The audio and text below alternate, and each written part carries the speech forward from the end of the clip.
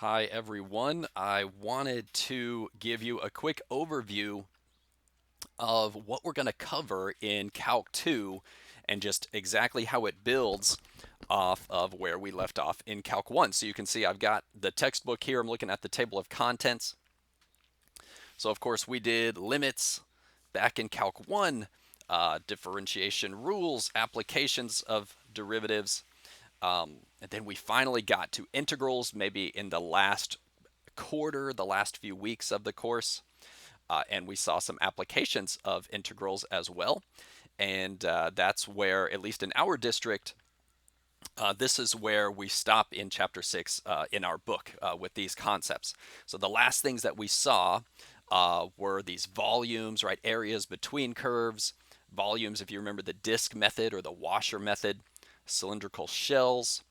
And then in my class, not everybody does this, but in my Calc 1, we also did average value of a function, which I think is a kind of a nifty short application to end Calc 1. Okay, notice that you probably did not see this section, and you may have used another textbook, of course, but when we teach this stuff out of this book, we skip 6.4 in Calc 1. Okay, so what are we going to do coming into Calc 2? Well, obviously, we're going to pick it up in Chapter 7, and today is 7.1. But let me just show you how that fits into the big picture. So really the things you want to think about, like what are we building on? So we did this stuff with volumes and, areas between curves, and if you're in my class, average value, and those are all really, really good. And those things might come up every now and again in this course. However, we're really basing this on back in chapter 5, 5.3, the fundamental theorem of calculus, just taking antiderivatives and understanding the fundamental theorem. Okay, I plug in, after I take the antiderivative, right, we plug in the upper limit of integration, the b, and we subtract and we plug in the a, the lower limit of integration, right? It's a fundamental theorem.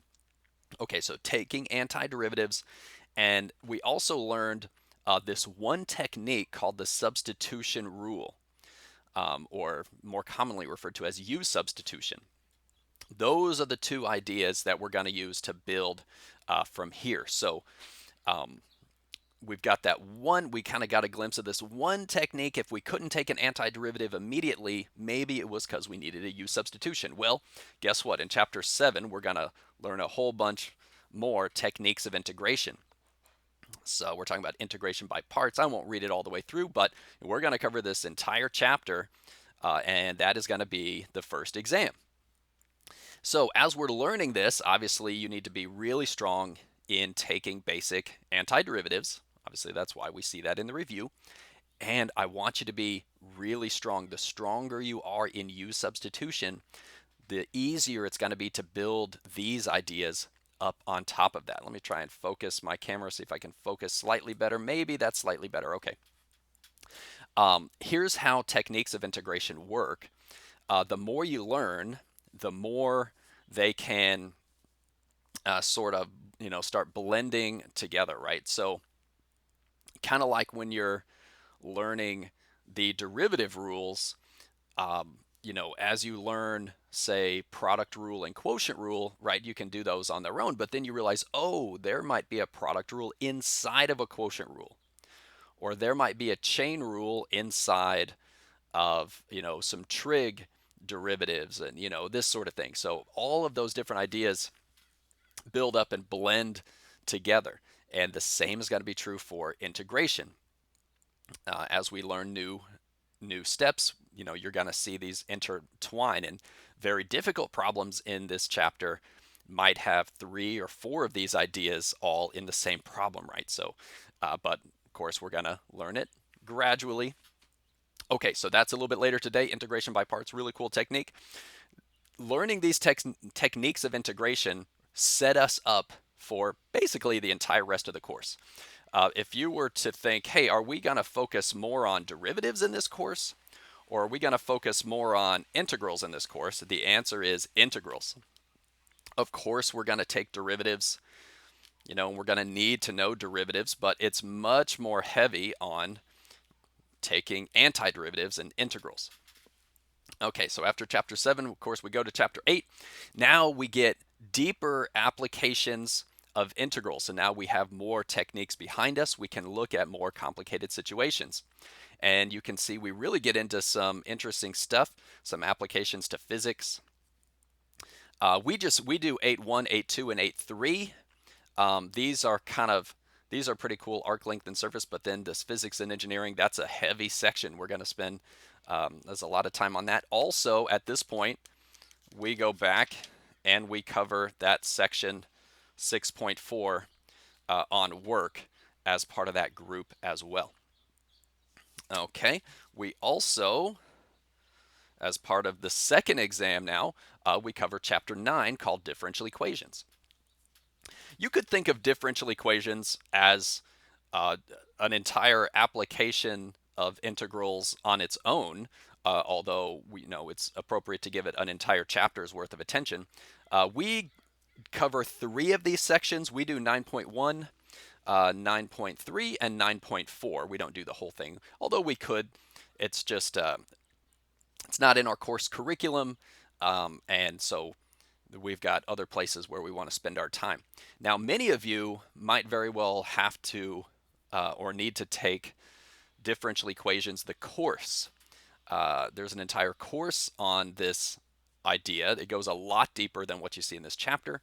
At our district, that is Math 255. I've taught that course many times. It's a blast and a lot of integration.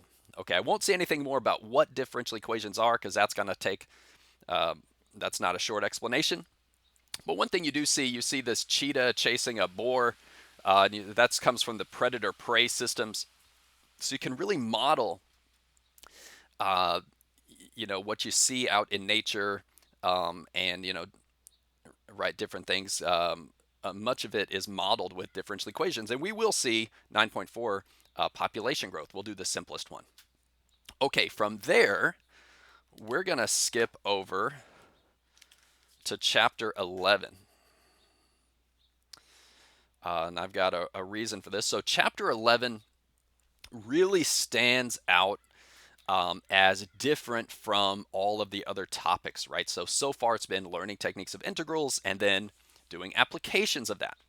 Well, chapter 11 just takes calculus in a whole new direction. So it still is all about integrals and derivatives and that sort of thing, but we're looking at infinite sequences and series, and that might sound familiar maybe from a pre-calc class or like a college algebra.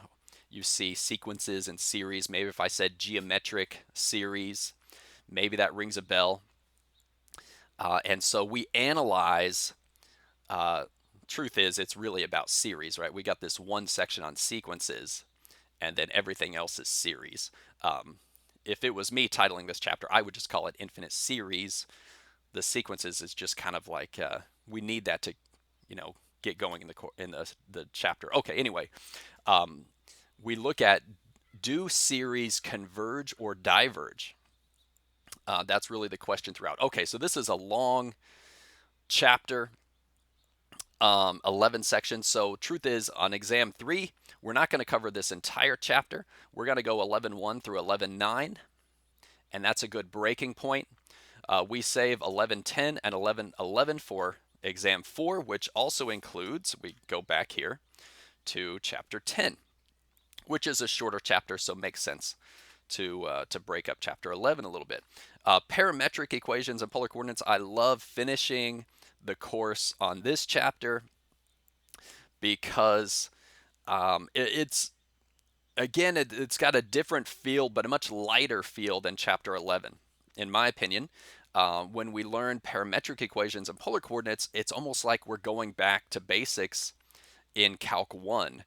So these are really different ways to think of equations, and polar coordinates are a different way to think of a coordinate system. It's a whole new coordinate system. So we learn, hey, what are these? So in 10.1, there's no calculus. We just learn what parametric equations are. Then in 10.2, we look at the calculus, so derivatives and integrals.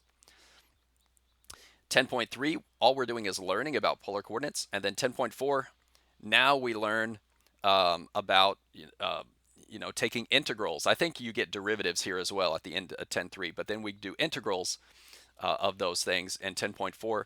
And then 10.5 and 10.6, we use these concepts to look at conic sections, ellipses, hyperbolas, that sort of thing. And we think about those from another perspective and apply calculus to those things. And that is the course. So hopefully this is helpful. Just kind of get an idea of what we're doing. A lot of integrals, let me tell you what. That's it. Okay, go enjoy 7.1.